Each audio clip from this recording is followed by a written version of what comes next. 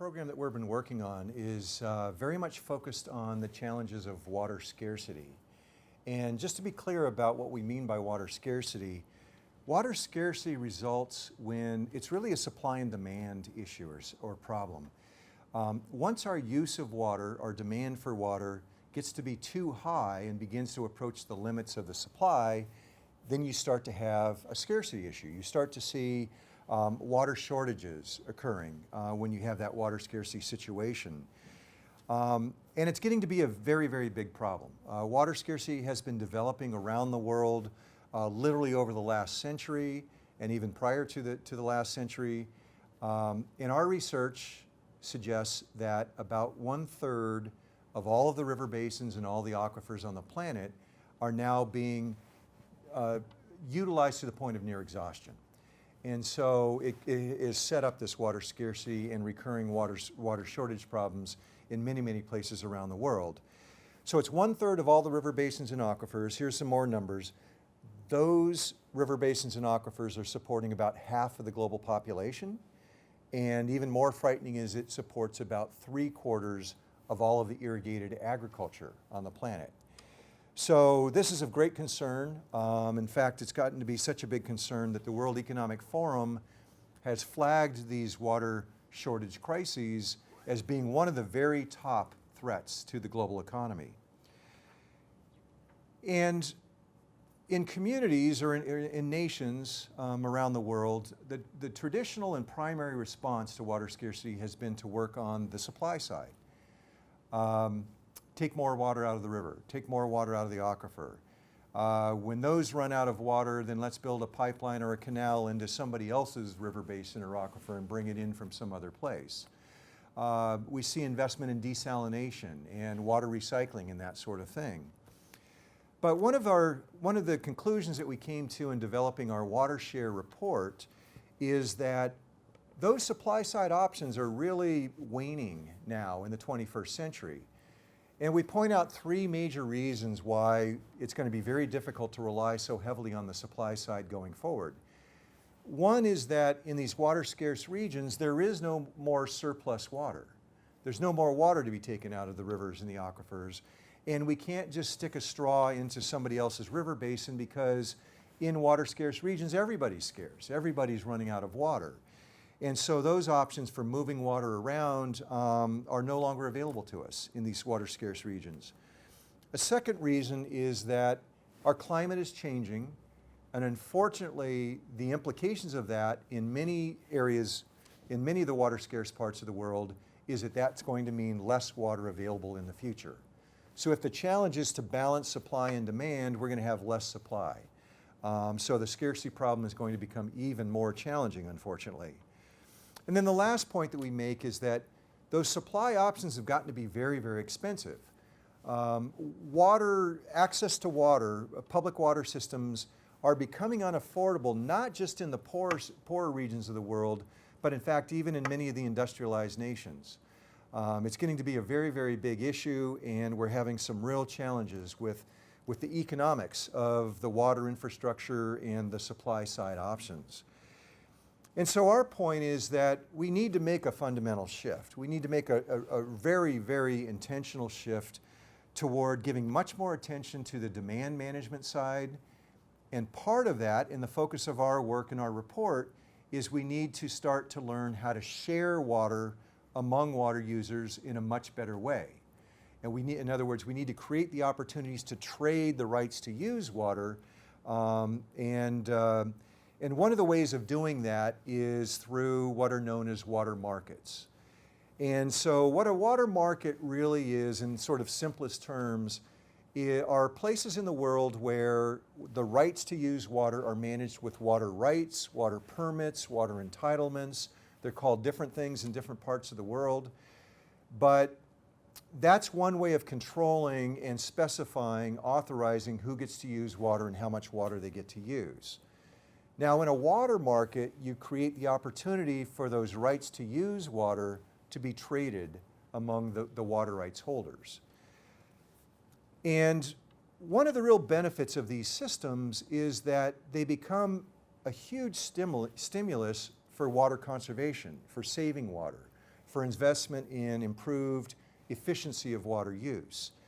And the reason for that is that if you're a water user, a farmer that uses a significant volume of water, and you can find some way to use less, knowing that the portion that you have saved could be traded to another user who's greatly in need of the water and willing to compensate the water rights holder for that extra water, that surplus water, then that can make more water available to other users. So it's stimulating the water savings is a very big point.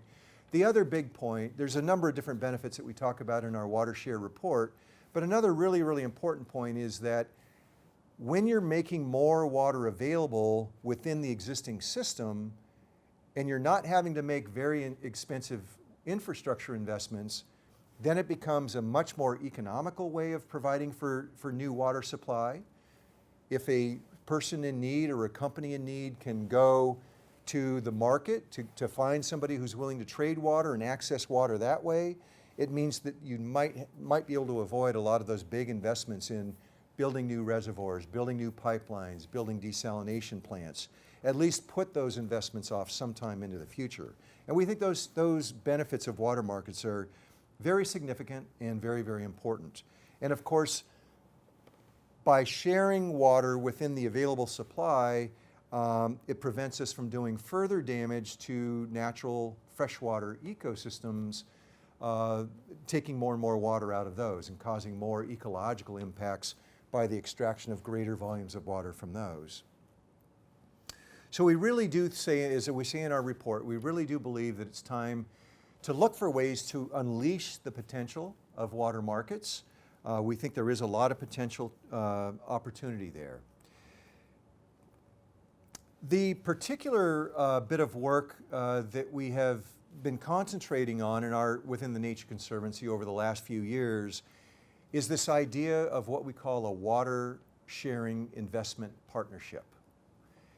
And what this is basically largely a public-private arrangement, but the real key part of this is involving the investor community. So we need a source of revenue, a source of funding to really drive this activity and to really enable this trading of water.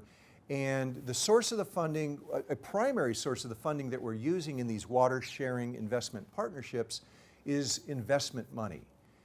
And so by attracting the investment money, by creating an investment fund into which the investors can place their money, we then use their funding to acquire water rights in the market or to work with farming communities to incentivize them to save some water that can be made available for other purposes.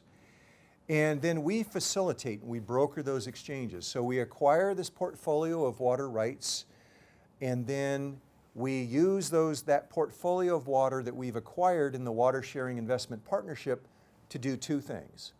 One is that we have to generate some revenue back to the investors. They deserve to receive some compensation for the use of their money. But then whatever water is left over, whatever surplus water we have available in these investment partnerships, we're able to dedicate to environmental restoration or to providing water to underserved communities, the poor sectors of the community that may not have adequate access to water, to indigenous peoples in certain places and countries. So that's the primary way that this idea works. And I'm going to let Lauren, my colleague here, Lauren Verstandig, say a little bit more about the first water sharing investment partnership that we were able to start up at the end of 2015. Great. And before I get into that detail, I just want to take a step back and just give a bit of an explanation of what impact investment is. It's a term that's been thrown around increasingly, more frequently, and it has many different connotations depending on the user. So I just want to give the definition that we at the Nature Conservancy are using. Effectively, in its simplest form, impact investment is any investment that has either a social or environmental outcome in addition to generating a financial return. So it doesn't mean that the investment has to generate lower returns than a comparable fully for-profit investment. Sometimes they do, sometimes they don't. All of this counts as impact investment. And the Nature Conservancy sees this new form of capital is a fantastic opportunity to tap into, to be able to leverage some of the great conservation that we've been doing. The Nature Conservancy launched the NatureVest team in 2014 to tap into that new sector of capital, and that's part of what we've been doing, working together to be able to further our water scarcity conservation work through bringing in impact investing. So as Brian mentioned, we launched our first water sharing investment partnership, which is that combination of water conservation and impact investing in Australia in December 2015. What we did in that market, Australia has an incredibly well-regulated water market. So I'll start with that. It is possible for me as an entity to go in and purchase water right now on the internet in Australia. It's that easy. And the purchase will be processed in about 2 days, and then the water's mine. It doesn't happen that way everywhere. I want to stress that, but in Australia it does happen that way. So we were able to raise 27 million Australian dollars to purchase water on the Australian Murray-Darling Basin market. And basically what we're doing with our partner on the ground, the Murray-Darling Wetlands Working Group, is managing that pool of water rights very actively. So on average, 80% of those water rights we lease back into the agricultural community every year. So that water stays in agriculture. That's incredibly important. We're ensuring the ongoing security of agricultural communities. And at the same time, we generate a financial return for the fund and to the investors from the lease revenue from those leasing partnerships. And then on average, 20% of that water we use for targeted environmental watering. So in the case of the Murray-Darling, we take that water and put it on wetlands that sometimes have not been watered in up to 50 years. And some of those wetlands are actually indigenous spiritual grounds. So it provides a chance for the indigenous communities to become more in touch with the land. It also provides short-term employment because quite often we hire the indigenous communities to help with the deployment of the water and then the ongoing monitoring of the environmental outcomes. So there's that triple bottom line angle to the project. Investors are really excited by this proposition because water is not correlated to the equity and bond markets. This is something new. It's a new asset class for them. It's asset-backed, which is something that a stock is not. So at the end of the day, if they need to sell it, then there's a return. They can monetize the water. So it's a lower risk investment that's not correlated to the markets. So it's exciting for them. And at the same time, these impact investors are also able to generate a real environmental or social outcome from the project. So we're really excited by the level of interest in this type of project that we're seeing both in Australia and globally. So we think that there's real potential for replication or scaling of these projects going forward.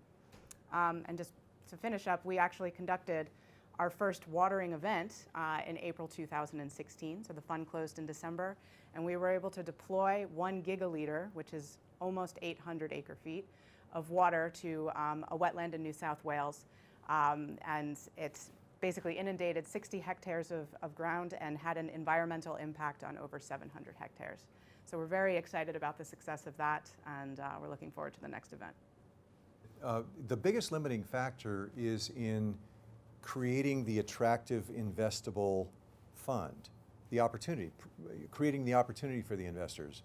And that means the onus, the burden, the challenge falls on organizations like ours that have to understand the legal and the administrative governance systems adequately, that have to understand what the environmental and social benefits would be that could accrue from this, that understand the physical hydrology of the system. There's an awful lot of analysis and assessment and understanding of the system and the politics and the cultures that goes into putting the package together, not to forget to mention the financial viability, the financial model, a compelling financial model that these sophisticated investors can believe in. But when we do that, we're finding that the money is there, that it's quite attractive, and we think there's great potential to get it to scale because of that.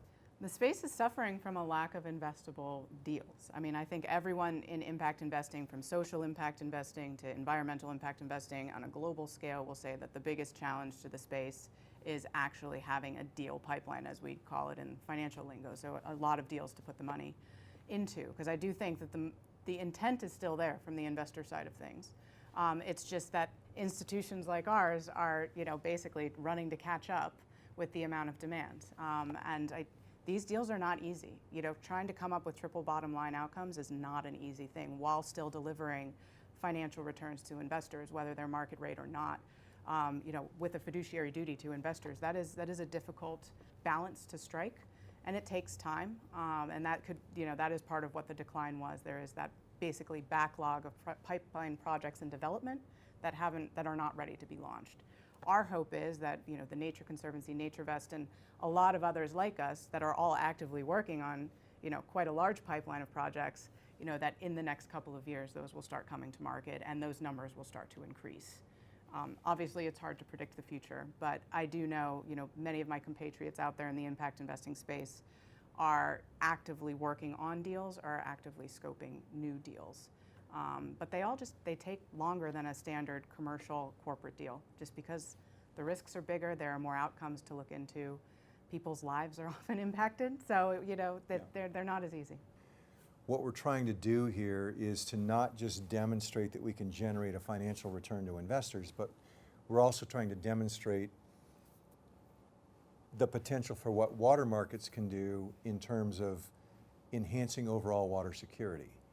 And increasingly, I think the investment community, the business community, the national governments are coming to really understand what's at stake with water scarcity and water shortages. And I think that if we can demonstrate that you can address that issue and have a meaningful outcome, that you can actually measurably, tangibly improve overall water security by investing in these kinds of programs, then hopefully the investors will see that they're not only preventing that possible eventual outcome of all other things being at risk because of lack of water, and at the same time, in the meantime, their money is working for them. So hopefully that sort of dual, pronged attack is going to be compelling and convincing.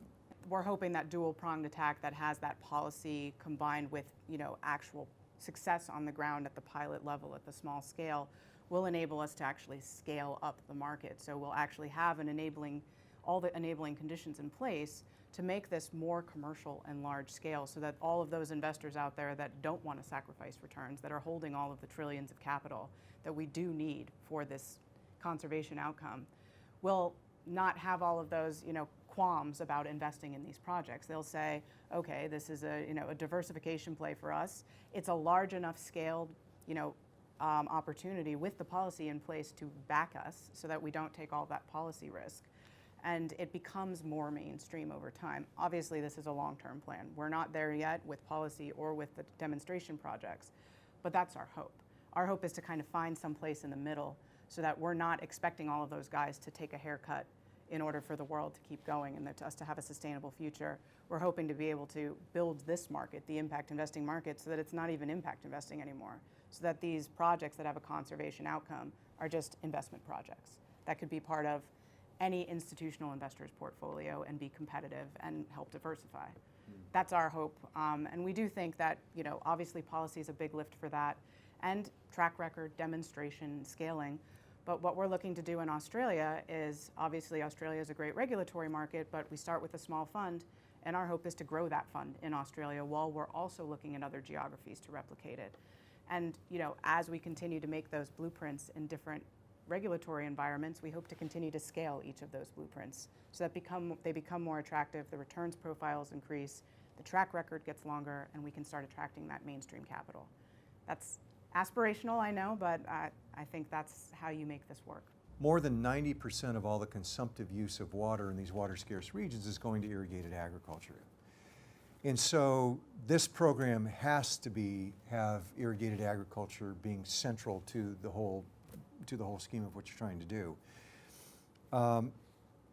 We know that there is actually tremendous potential to use considerably less water, to consume considerably less water, and still be as productive and still generate, the revenue streams, and freeing up, a lot of water and making it available for other purposes. And there are a lot of technologies that can really help with that, monitoring, measuring technologies. But there's also technologies in aspects of how the market functions. Australia operates very much like a stock exchange, and it's a tremendous degree of transparency and communication and efficiency just in the buying and selling, the transactional efficiency. And so there's technologies in a lot of different places, David, that I think could really help to get us, really help to amplify this. Thank you. Thanks very much.